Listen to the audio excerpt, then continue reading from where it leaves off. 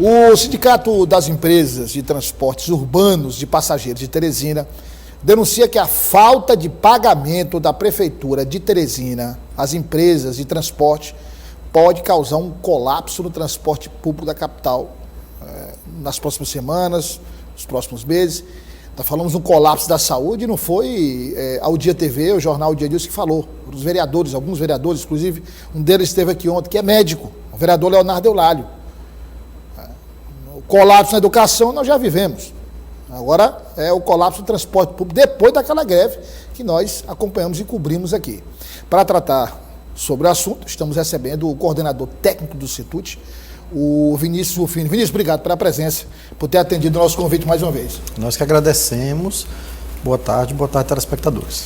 Vinícius, essa situação é uma situação que perdura, que permanece. Eu lembro que o Tasso conversou com o secretário de governo, que é genro do prefeito, e ele tocou nesse assunto. Ele disse, olha, em relação ao débito da prefeitura, a gente vai falar do débito para a gente chegar à situação atual. Certo. Em relação ao débito da prefeitura com as empresas de transporte público, esse débito foi negociado, esse débito foi sanado. Ele disse, olha, nas nossas contas não há débito nenhum, inclusive nós estamos pagando um valor mensal, mais um adicional. Palavras dele estão gravadas aqui. Como é que está a situação hoje, ministro? Vamos lá. Em relação a valores pagos, para a gente chegar na questão do débito, o que acontece? Existe um valor mensal que está sendo pago na casa de R$850 mil mês para todo o sistema, para todas as concessionárias do sistema, e existe um pagamento que foi reparcelado de uma dívida, de um débito do governo anterior, da gestão anterior, até do ano de 2020, que findou agora nesse mês de setembro. O parcelamento. O parcelamento. Então, quer dizer, o parcelamento feito da gestão Firmino Filho, da gestão anterior, foi pago. Foi pago. Certo. Então, eu te pergunto, se havia um débito de um custo do sistema que ficou parado com o custo fixo sendo gerado, com o passivo trabalhista sendo gerado no ano de 2020, como é que não há um custo desse gerado de 2021 para frente, especialmente numa situação que nós vivemos similar, ainda dentro de um período de pandemia, né? Então, assim, nós temos uma tarifa que está congelada desde 2020, o último reajuste tarifário que teve foi em 2020, não se fala em reajuste de tarifa de remuneração, que é o valor que a prefeitura deve pagar para as concessionárias, não se fala nem em remuneração, na verdade. Então, assim, nós estamos trabalhando com um custo acima, nós temos uma tarifa técnica calculada, que está calculada hoje para o mês de agosto na casa de R$ 6,95, ou seja, R$ 2,95 superior à tarifa pública, à tarifa cobrada do usuário. Então, há um déficit em relação ao custo que é produzido do sistema e ao que se arrecada nas catracas, e esse déficit hoje gira na casa de uns R$ 5 milhões mensais.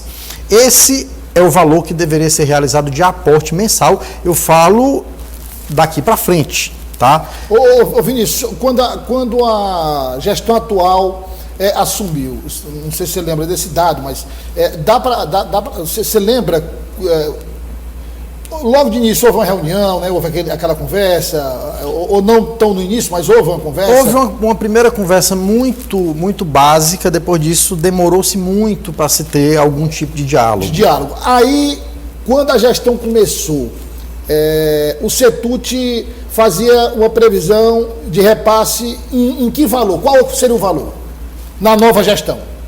Assim, os valores eles vão se acumulando à medida que os meses passam, né? A gente tem até o mês de junho um passivo calculado pelo CETUT junho agora na casa de R$ 109 milhões, né? Esse passivo certamente está julho, agosto, superior, setembro agora, né?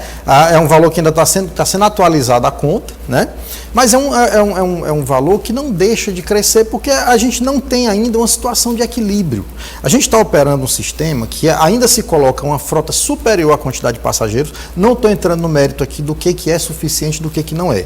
Mas o que roda hoje é superior Tecnicamente, o que se roda hoje de ônibus, a quantidade de frota, ela é suficiente para a quantidade de passageiros que estão sendo transportados. Há, inclusive, uma quantidade proporcionalmente menor de passageiros transportados. Entendemos, por outro lado, e nenhum concessionário se opõe a colocar mais frota.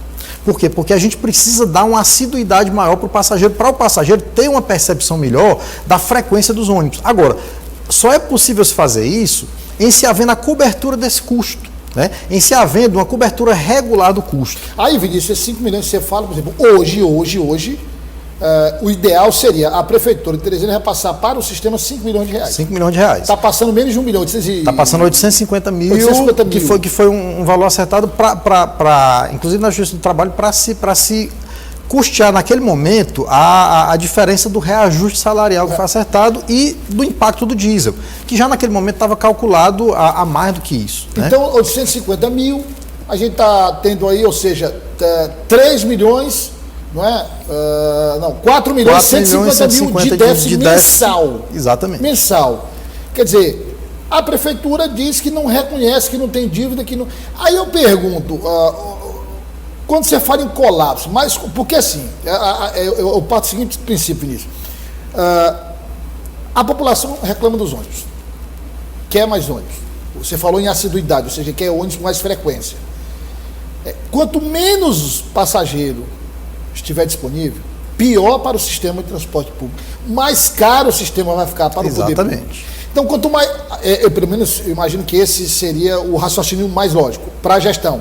Quanto mais rápido eu resolver esse problema, quanto mais rápido eu restabelecer aquele fluxo antigo, mais passageiros vão voltando, mais no sistema, e aí vai aliviar para os meus cofres. Exatamente. Esse seria o raciocínio, mas é exatamente o contrário. Aí a pergunta que eu faço a você: qual é esse colapso que o Setude se refere, caso essa situação não seja revertida? O colapso no sentido de chegar um momento que não vá se ter condição de cobrir sequer aquele custo básico de hoje, que seria pessoal e o custo básico para a rodagem. De repente se chega numa situação, que nós estamos nesse limiar, de o que se arrecada nas catracas dos ônibus não ser suficiente para pagar o óleo diesel que está se consumindo diariamente. E esse óleo diesel, normalmente ele é pago diariamente. As empresas hoje estão numa situação que a grande maioria compra o óleo de hoje para rodar amanhã. E depende assim da arrecadação. Não era assim. Quando você tinha uma situação mais equilibrada, você conseguia fazer um planejamento melhor. Você tinha uma folga melhor de caixa. Hoje está tudo no limite para o negativo, né? Então, em não havendo esse aporte a maior para se dar essa cobertura, a tendência é que haja mais dificuldades para fechar a folha de pagamento, para fechar os custos básicos. A tendência é não trocar em miúdos aqui, Vinícius. Seria, de repente, ter que parar. Corremos o risco do sistema parar, lamentavelmente. E aí a gente trabalha para que não, né? A gente procura meios diariamente para tentar manter essa frota operante. Agora, Vinícius, vamos lá.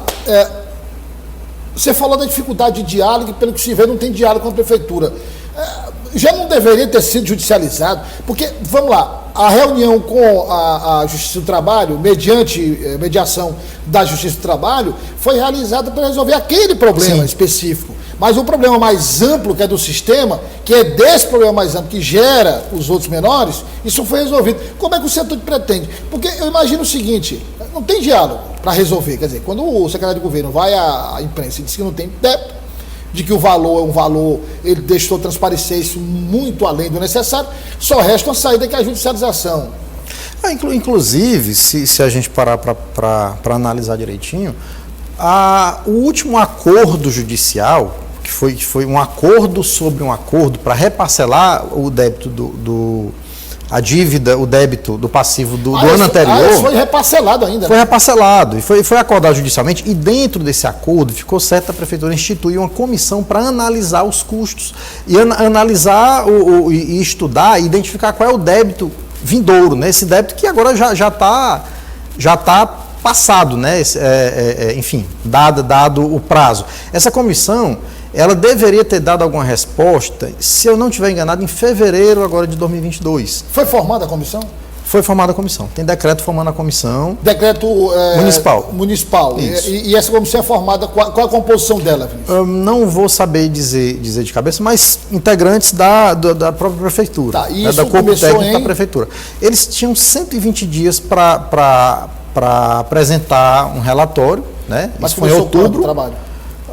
Enfim, a comissão foi nomeada, se eu não me engano, 10, 15 dias depois da assinatura do acordo. Né? Então, em fevereiro, no final de fevereiro de 2022, já teria que ter sido dada uma resposta dentro do trâmite desse processo, dentro do trâmite sobre esse débito. Sobre o débito até então. Né? Nós já estamos em agosto. Essa resposta para o Ministério Público? Não, essa resposta ficaria para a relação entre as duas partes. E não foi apresentado nada? Até agora não. Né? É o que eu tenho dito.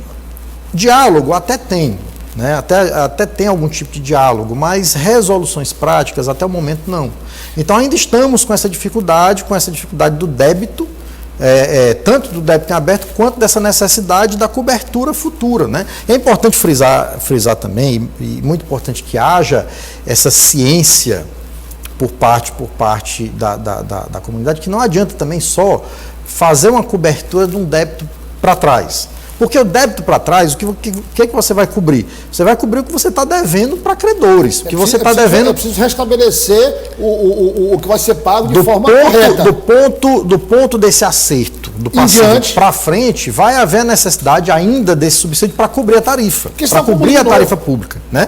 Visando o que preconiza a própria lei de mobilidade urbana, a modicidade tarifária. Né? Então isso não é novidade, isso acontece em praticamente todas as capitais do Brasil, essa questão do subsídio. Isso é uma coisa que é prevista no nosso edital e é pré-requisito contratual o município garantir o equilíbrio econômico-financeiro do sistema. Mas aí é que eu pergunto, Vinícius, se esse acordo foi com a Justiça, se essa comissão foi formada mediante essa mediação da Justiça, para resolver aquele problema e ao mesmo tempo criar a comissão para ver essa questão do débito. Por que o setor não vai à Justiça e cobra, era para ser em fevereiro, a gente está terminando o ano e até agora nada? A gente está tentando vencer todas as instâncias possíveis para que se possa... Mas ainda tem instância a ser vencida, porque...